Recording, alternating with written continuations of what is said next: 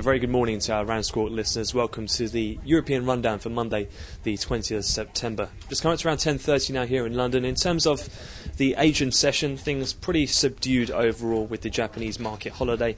And we're off to a relatively positive start here in Europe. All of the peripheral spreads against German bunds on a 10-year bond yield basis seem predominantly tighter across the board. It's a bit of a reversal from some of the moves that we had last week. Over the weekend, we've seen in reference to Greece, they've said that they've got an additional month in terms of raising money from the market, so they'll meet their obligation or their needs in their debt financing. That has been issued and approved by the EU and IMF as well on that extension. Elsewhere, from Ireland, they've dismissed any talk of a potential bailout for the country, as was speculated last week and did cause some of that Euro lifetime wise at the end on Thursday and Friday. And elsewhere in Portugal, they're looking to speed up in terms of when they'll deliver some further details in regards to their country's budget in order to alleviate any of those near-term fears over the Eurozone peripherals.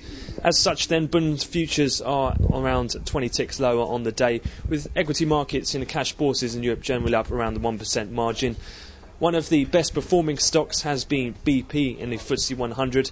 That was after on Sunday the company announced that they have finally completed that kill on the Macondo Gulf of Mexico oil spill. Just taking a look forward in terms of the rest of today's session, it is relatively quiet in terms of US economic data. The only one of note we'll be looking out for, that'll be at 3 o'clock London, so 9 in Chicago. We'll see a release of the NAHB Housing Market Index, and we'll also have the first of the New York Fed's Treasury purchases today of maturities ranging from Sep 2016 to August 2020.